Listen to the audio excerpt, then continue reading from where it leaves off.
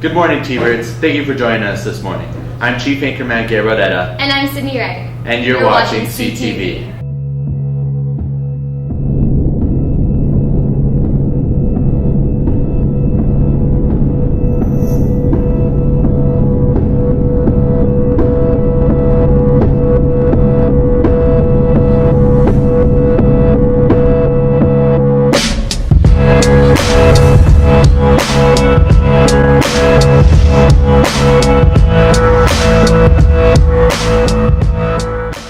FFA is a unique program that is offered at Coronado.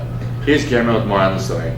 The Future Farmers of America Association has its own Coronado chapter, unlike any other course offered in any EPISD high school. I would define the agriculture program into three different categories. The agriculture production and agriculture mechanics end is the end that I work with, and then Mrs. Parr does the floriculture and horticulture end, and then Mrs. Matijek conducts the animal science end of our program. We do a lot of hands-on in my classroom with live animals, so I teach all animal science, and we're training mini pigs right now because we bred them last year, so we bred mini pigs last year. This year we're going to train the piglets. We have show goats this year, so we've been clipping. Last week we had them here and we were giving them haircuts pretty much, and then we just anything like if the cattle on the farm need any attention or vaccines, we get to do hands-on here at the school. This is my first year in farm. I really enjoy it. The floors is really nice, and I'm learning new stuff every day, so it's fun. I would say the implementation of technology into our courses, a lot of technology that we've been able to implement into our welding shop along with our vet science program and floriculture program. For example, our floriculture program is now using an aquaponics system to grow plants in that fashion. I started teaching it my second year being at Coronado. The teacher who was here before me taught it, and then once he moved on to a different position, I then started teaching the farm class down at our 36-acre agriculture production farm. Well, most of my family is from Wisconsin, so I do a lot of farming up there during the summer. Figured see what Texas farming is all about. The reason the farm class is 2 periods long is because we actually drive down to the school farm, and by the time we get down there, we're almost shrunk down to about an hour and 15 minutes. So that's why it allows us time to be able to go down to the farm and get back up in time for the kids to be able to get on buses or other activities that they've got to participate in. Okay. The program can openly accept new members and is glad to do so. So if you're interested, you can talk to an advisor of the FFA Association in Coronado. This has been Guillermo Correa Cervantes reporting for CTV. Back to you. With college application season in full swing, colleges have been coming to Coronado to recruit students. Here's Jerry with more on the story. For the past few weeks, many colleges have been visiting Coronado High School to give more information. Many students have found this very beneficial. To get information on the college and see if I'd be more interested in it. Me more about the college than I knew, especially like financial aid and how they would help me with college and the fees. Information with me that will help me with my application process and make it easier. The college visits are an opportunity for students to meet representatives from different universities. So they come in and they usually give kids, information about the school, application, the types of students that fit for a certain college or university.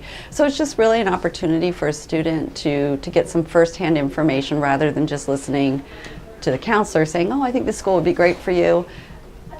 Being able to actually talk to a representative gives them this thing. It's called this app. It's like where you get like micro scholarships just for like being a student, and it's really cool. They help you really know what you need to get into the certain college. They help you get scholarships, open you up to new doors, new programs inside the university that you may not have known about beforehand. This is Jerry the Lawyer reporting live from CTV. Back to you. And here's Ethan with sports.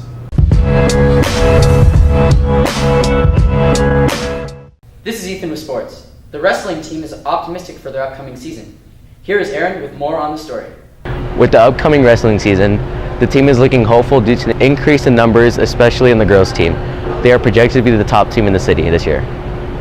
On the guys' side, we're very senior heavy, so I think we'll have a pretty good season because they've put in a lot of time. They've been in the program for a number of years already, so they should be ready to perform well and represent us well. On the girls' side, we're going to be young, but this is probably the most girls that we've had out for the team, which kind of helps because you have adequate training partners, and so we're expecting big things from them as well.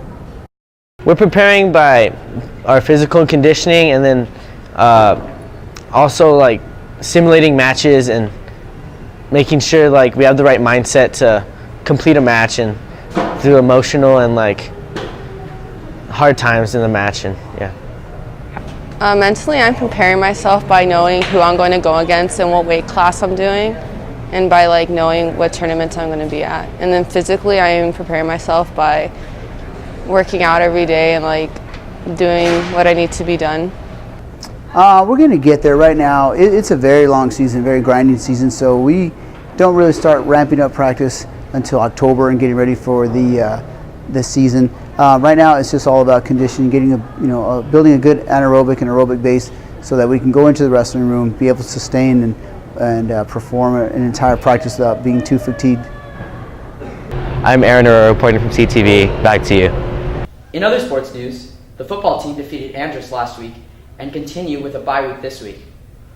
The varsity volleyball team defeated Montwood on Tuesday, and they play El Dorado this Friday at El Dorado. That's all the sports. Back to you. With the school year in full swing, many students are trying to get involved with different types of clubs. Here's Beck with more on the story. We have a wide variety of clubs here at Coronado High School, and there are many ways to get involved in the community. We asked some of our students and counselors how to get involved. I'm in golf, student exec, and student council. I really enjoy being part of the golf team because it just helps me relax after a long, stressful day of school. And then it's just another way for me to take my mind off things. And it's just fun to go out in the course and then just spend time with all my teammates and spending time with coach, and then seeing just many ways on how I could get better. And then I enjoy being part of student exec because it not only helps me be involved in the community, it also helps me be involved with my school, which is what exec focuses in. There's so many things that students could get involved in at Coronado. I think whatever your interest is, there's probably something for you. Of course, we have all the many sports that we have, but there's so many clubs. If you like anime, or you're a bookworm, or you really are involved in service, there's something for you. Technology, all sorts of things. With a wide variety of clubs here at Coronado High School, many of our students can get involved here with the community. Well, I'm in FFA here at Coronado. I really enjoyed getting involved and helping the community and getting out there and helping FFA. You heard we had a chili roast, or we're selling chili and all that. But it's pretty fun getting involved in all the different activities that they have, the meetings. It's pretty interesting, and if anyone wants to join, it's always open and it's always fun. This has been Beck Brown reporting for CTV. Back to you. Thanks for tuning in this week. Have a safe and restful weekend. Signing off, I'm Sydney Ryder. And I'm Gabriel Herrera.